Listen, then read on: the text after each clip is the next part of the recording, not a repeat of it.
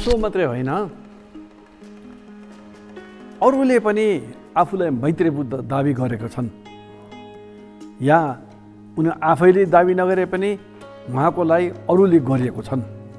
This happens with not just Osho, but there are others as well who have declared themselves to be Maitreya Buddha. Or even if they have not done this themselves, others have claimed this about them. So this answer is applicable to all these cases. Maitreya Buddha is a Buddha, like Shakyamuni Buddha. Now we need to understand what the term Buddha Shasan signifies. The word Shasan used here is a specialized technical word. It does not mean the same thing as when used, for example, in the Nepali term Rajya Shasan, which means state governance. Rather, it is the teachings and dispensation that are called Shasan. This word Shasan came from the same root as the word Shasta, which means guru or preceptor, and Shastri or teacher, and Shastra or treatise, and such. Now in the Buddha Shasan, it is said that as long as a particular Buddha's Shasan still remains, another Buddha will not appear. Now Shakyamuni's Shasan is still extant and thriving. It is not the case that only some fragments are remaining, but rather it is thriving.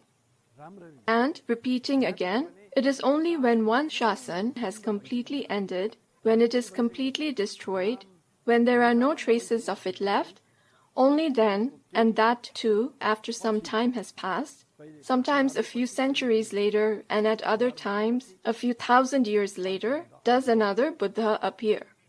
शाक्यमुनिको शासन राम्ररी चलिरहेकै छ, अन्त भएकै छैन। चीनमा, जापानमा, कोरियामा, भियतनाममा. But at present, the Shasan of Shakyamuni Buddha is flourishing. It has not ended. In China, in Japan, in Korea, in Vietnam, in Cambodia, in Laos, in Sri Lanka, and even in the northern parts of Nepal, and in Tibet, in Mongolia, in Kalmykia, in the Russian Buryat, it is still alive and continuing on, even to this day. And in Thailand and in Burma, in all these countries, it is still living. It has been continuing unbroken from the time of Bhagavan Buddha himself.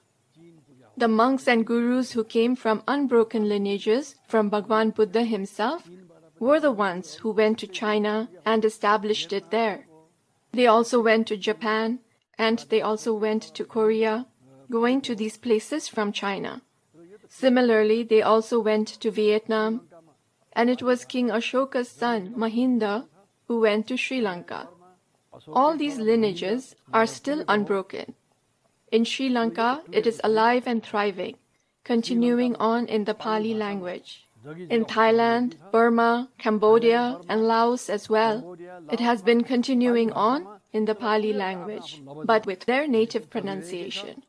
In China as well, it is still continuing on in their own language, with translations having been made from Sanskrit, Pali, and Prakrit in the 1st or 2nd century.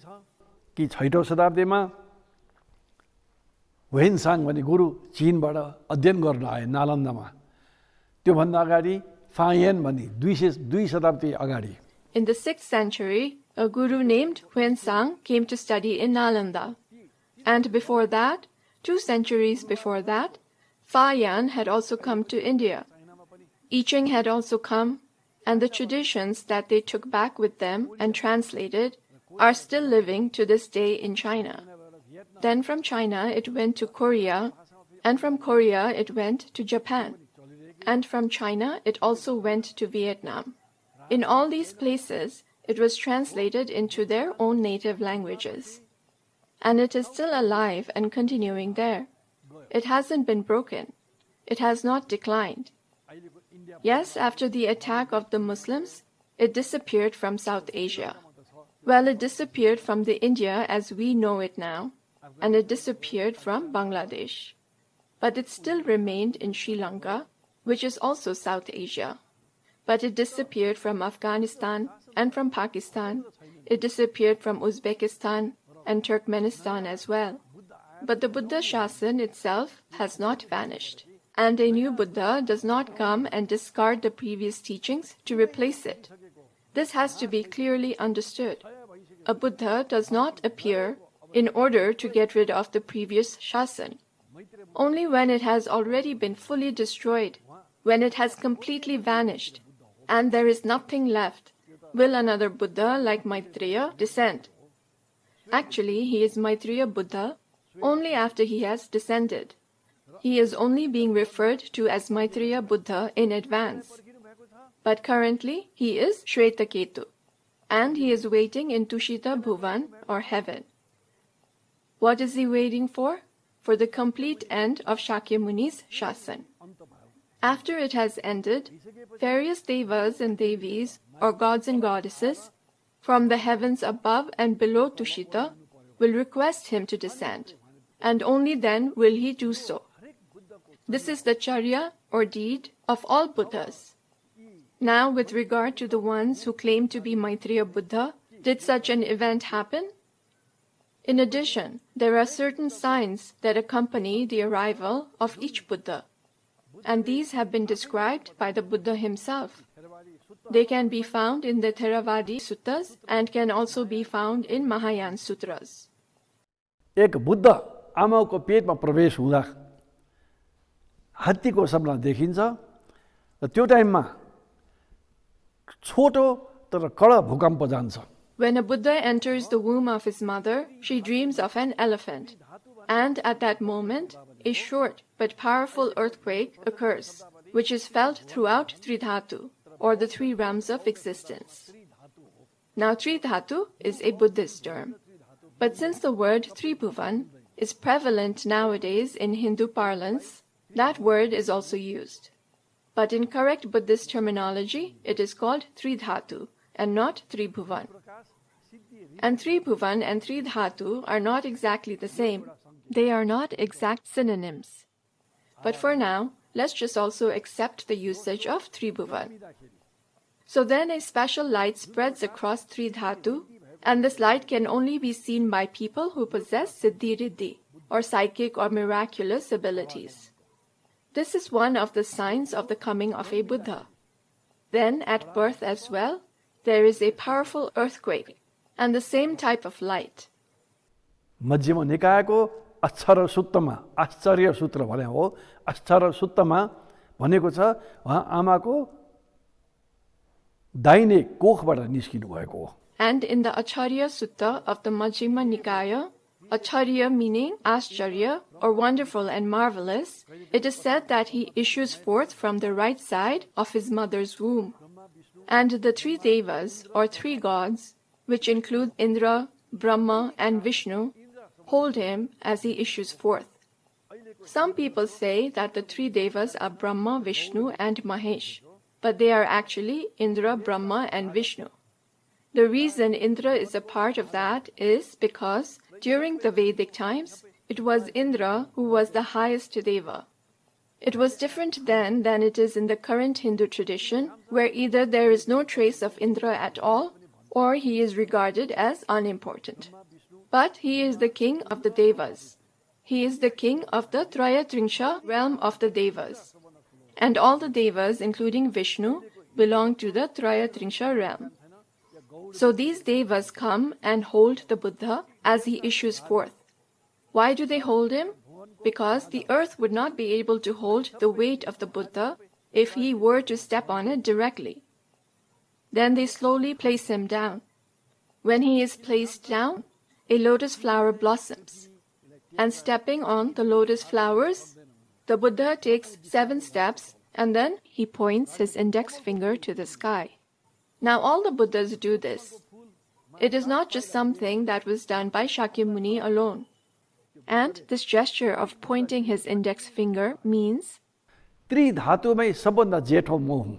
यसको अर्थ त्रिधातुमा सबभन्दा जेठो म हुँ. I am the senior most in all of Tridhatu.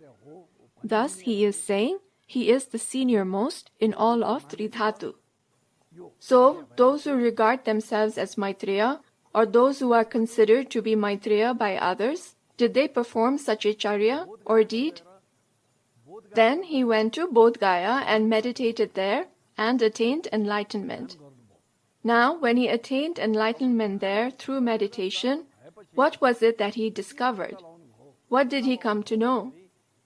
In the Dhammacakka Pavatana Sutta and Nagara Sutta of the Samyutta Nikaya, he has said कि पुब्बकेहि समा सम्बुद्धेहि अनुयातो पहिलेका सम्यक सम्बुद्धहरूले अनुसरण गरेको Pubbhakehi Samasambuddhehi Anuyato, meaning that which the previous Samyak Sambuddhas, or the correctly and completely enlightened ones, followed, and what they taught. What this means is that the teachings of all Buddhas are the same. They are not different teachings. The words might differ, the phrasing might differ, but the meaning will be the same. And the fact that the teachings he discovered had been lost before the time he discovered it is also indicated in the Dhammacakka Pavatana Sutta, which says, An anu sutesu, meaning that which is not heard. But at that time, the Rig Ved, the Sam Ved, and Atharva Ved, that is the three Veda, already existed. If these Vedas had contained these teachings, then the Buddha would never have said that which is not heard of. But he said that which is not heard of, meaning the teachings which were not being heard at that time, or something that had been lost by that time. So what was it that he brought back? Pubbhakehi Samasambuddhehi Anuyato, or that which the previous Samyak Sambuddhas followed, and which had been lost. That is the Atangika Magga, or Ashtangika Marga in Sanskrit, the Noble Eightfold Path. Now Rajneeshji or Osho, and a little later I wish to say something about the word Osho as well. So he, and those who are asserted to be Maitreya Buddha by others, or those who claim this themselves, what did they discover? Since Shakyamuni Buddha's Shasan is still living, they would have to declare that Shakyamuni Buddha is not a Buddha, and it was them who rediscovered the lost teachings. Otherwise, Shakyamuni Buddha's Shasan is still living. So what was it that they discovered? What teachings of the previous Buddhas did they discover? A Shasan having vanished means that it has completely ended. Nothing at all remains. Not even its name remains. Not even the Buddha's name remains. This is what is known as the end of a Shasan. But Shakyamuni Buddha is still known by everyone. He is known in India, in Nepal, and all over the world. In fact, his name is spreading even wider nowadays. It is spreading in Britain, in America, and in European countries. So how could Maitreya have already come? Why would Maitreya come now? त्यो टाइममा पनि फेरि कडा भैँचालो, छोटो कडा भैँचालो र त्रिधातुमै प्रकाश. And then again, at the time of enlightenment, there is another strong earthquake, a short but powerful earthquake, and a light that appears in all of three dhatu. So, regarding those who are said to be Maitreya, for example, in the case of Osho, as referred to in this question, did such events take place? When he attained enlightenment, did a powerful earthquake, even if lasting for only a few seconds, and a light that spanned the three dhatu, which could be seen by people who possess Siddhi Riddhi, occur? This applies to all those who claim to be Maitreya Buddha or those who are claimed to be Maitreya Buddha by others. Think about it. Did such things happen? Then, after about 2 months, during the full moon of the month of Ashar, which falls from June to July, he performed the Dharma Chakra Pravartan, or the turning of the wheel of Dharma for the first time. Turning the wheel of Dharma for the first time means that he gave his first teaching. He began the turning of the wheel of Dharma. In other words, Dharma Chakra Pravartan means that he put the wheel of Dharma into motion. And at this time as well, there was a short but powerful earthquake, and a light that pervaded the three dhatu. Now for those who claim to be Maitreya Buddha, or those who are regarded as Maitreya Buddha by others, when they gave their first teachings, did such events take place? If not, then they are not Maitreya. And actually, they are not even a Buddha, let alone Maitreya Buddha. It is not yet time for Maitreya Buddha to appear, so how could he have? In the Buddhist tradition, it is said that he will appear around 4,000 years after Shakyamuni Buddha at the earliest. And right now, it has only been about 2,500 or 2,600 years. Then next, in the Buddha's life, and remember that this has been said by Shakyamuni Buddha himself in various suttas and sutras, that near the time of his passing, Mara came to him and said, Bhagavan, it is time for you to leave. Please leave. Tathagata, please leave. Why did Mara say this? Now this is interesting. Mara is a type of deva or god. Those devas and devis, or gods and goddesses, who do not want human beings to be liberated, but instead wish them to come to their realms as their slaves, are called Mara in Buddhadharma. They are devas and devis. So now, why did Mara say, please leave now, it is time for you to leave, please leave? There is a verse in Brihadaranya Upanishad that says, Ekasminnev pasabadya amane apriyam bhavati kimu bauso tasmad esam tanna priyam ere tan manusya vidyu. Yatha havai bahava pashavo manushyam bunju evam ekeka purusho devan punakti ekasmin neva pashav adi yamane apriyam bhavati kimu bahushu tasmad esham tanna priyam yad etan manushya vidyu. What this means is that, like a shepherd who feels immense sorrow when even a single sheep is lost, for devas and devis, a single human being is akin to a whole herd of sheep. And tasmad, meaning therefore, tanna priyam, it is not pleasing to them, yad etan manushya vidyu, that human beings will know of it. And know of what? The path to liberation, the path to wisdom. Here, this is said in reference to not just one deva, but in reference to all the devas and devis. Thus, they do not wish for human beings to attain enlightenment.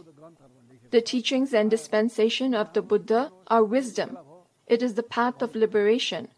That is why a powerful deva called Mara Deva, as is written in the Buddhist scriptures, came and pleaded with the Buddha to please leave now, please leave, it is time for you to go.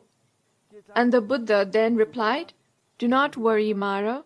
I had thought not to leave until I had established the 4 categories, but these 4 categories have been established. And what are these 4 categories?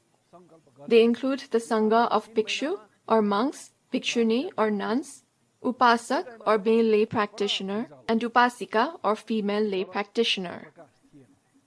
And the Buddha said, and all these 4 categories are now able to maintain themselves.